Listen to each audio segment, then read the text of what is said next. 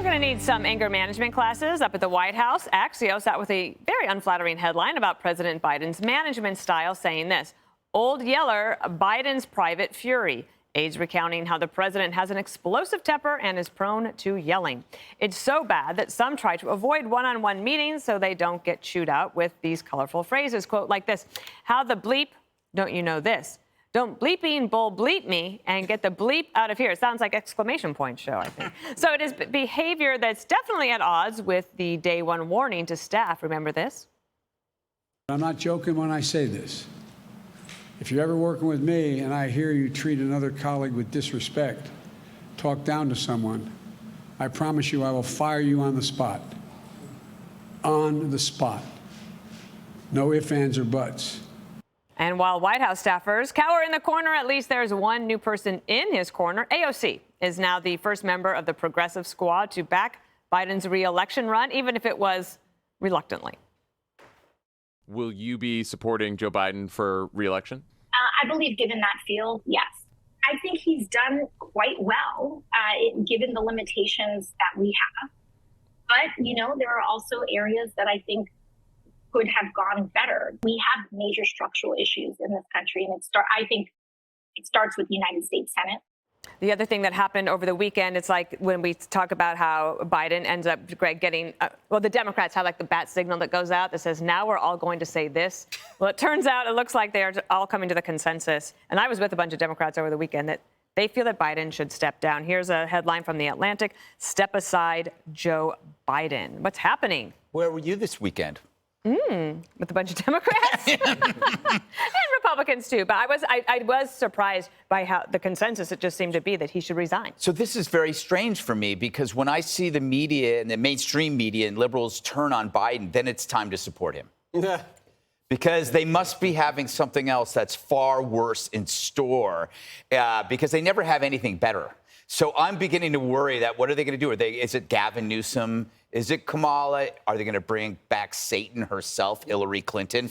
I don't know. Now I'm a fan of his exploding temper. I can't get enough of it. And then you have AOC, who, you know, we know Joe's incapacitated. We're not supposed to mention the dementia, but let's face it, these blow-ups are a sign of somebody with dementia. We're not supposed to say that. You could say that Trump was insane, remember?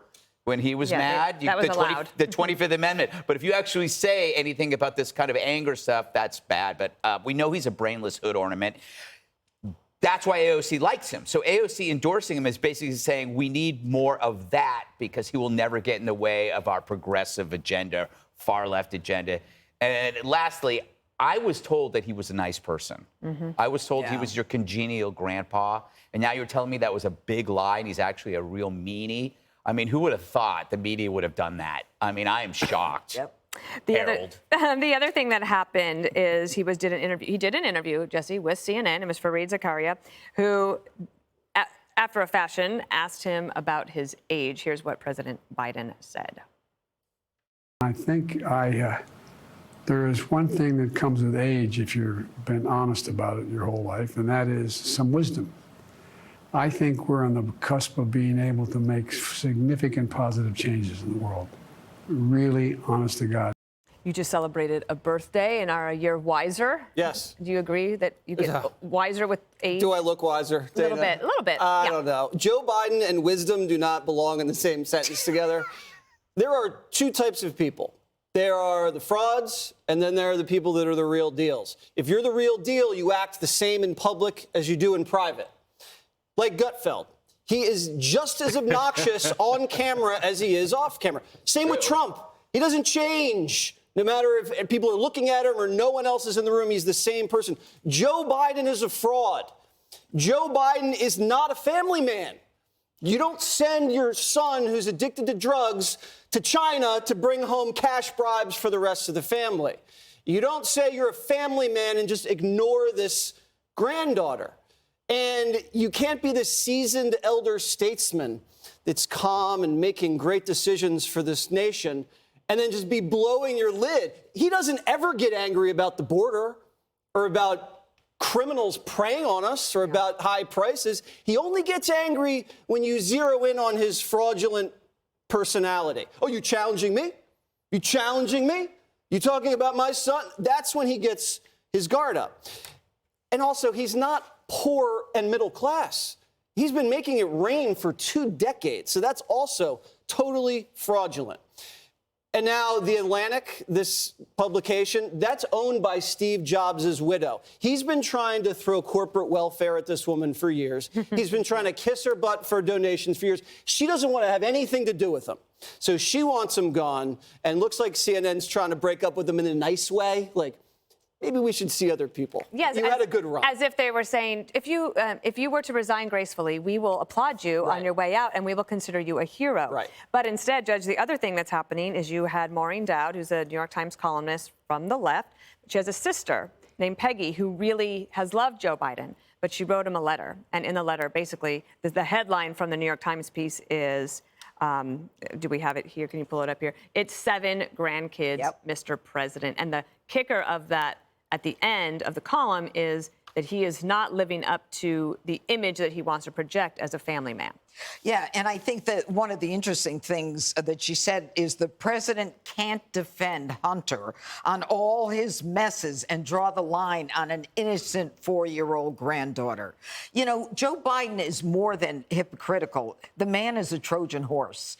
We never really knew who he was. He was a moderate, he was this or that, and he turns out to be a progressive who was in cognitive decline. I mean, the outbursts and the unprovoked attacks, and people working for him now apparently are walking on eggshells. They're totally petrified. He's screaming at people. We saw it during the campaign. He would say to someone, you know, get down and let's do push-ups. We'll go out in the back and we'll do push-ups.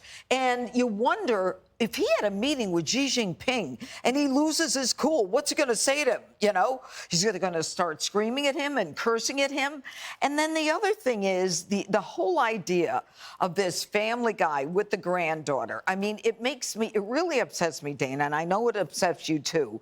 But you've got a 4-year-old, and all of America knows her. I think all of America feels badly for her. There are so many American families who are in similar situations. It's almost as though we should send a gift to the White House for Navy Roberts so that maybe at the White House they'll understand how many Americans are so concerned about this grandchild.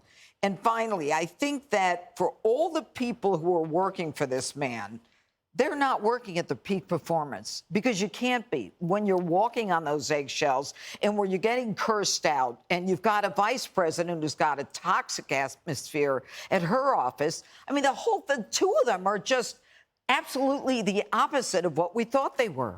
I do want to show everybody The View has figured out a way to defend the president about the granddaughter. Watch. It should be directed to Hunter Biden. It's 5 children, not 4, Hunter, because this is not Joe Biden's baby. The right wing and the MAGA world has decided to weaponize Hunter Biden against his dad. Maureen Dowd should find something else to write about. Yeah, write about something else.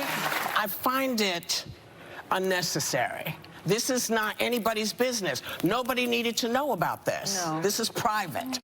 Oh, so let's hide it. Exactly. So, Harold, you could comment on that, but also if you could tell me, have you also heard from some Democrats that they think if Joe Biden were to resign, that would be a welcome development for Democrats?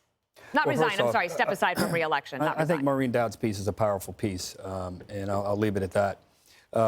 I, too, hear Democrats saying what you're hearing, what you heard, that they wish the president would not run again for a lot of reasons that have been articulated around the table over many, many days, that he was a conciliator and brought people together.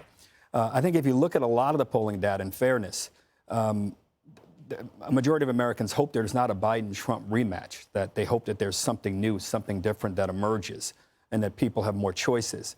And frankly, as I look at the landscape, one thing for certain, the supporters of Mr. Trump and the supporters of Mr. Biden bring out the worst in one another, which means we bring out the worst in the country.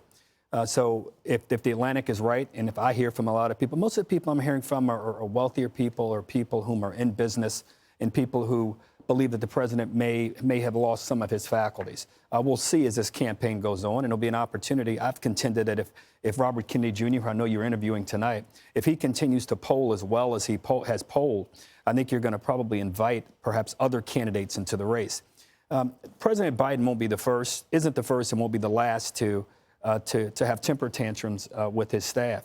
I think in any job, politics, business, academia, you have to sit back at the end of the day and take account of yourself. And we're all, I was, people may say I yell at times. I want to see that. I see it right now. How do I do it? But you have to sit back, and whether you don't yell or don't, you have to sit back and take stock and wonder whether you advance your agenda or whether you got us to higher ground. And I hope that everyone does that, including the president and others. So That's you're a saying load of you're crap. running for president? No, I didn't say. Yeah, I'm going to leave everybody with one more thing. How do you know that the media is starting to think this? Not only the Axios piece, Maureen Dowd, everybody but The View is on board apparently, but Politico did a big piece today called Welcome to the Newsom-verse. Oh. And it highlighted all of the amazing staffers who work for Governor Newsom, because apparently you need to know who they are. Wow. All right. Hi, everyone. I'm Brian Kilmeade. I want you to do me a favor. I want you to click to subscribe to the Fox News YouTube page. This is the only way that I know for sure that you're not going to miss any great commentary, any great news bites, any great interviews coming your way on Fox. You can get it all here on YouTube. So subscribe right now.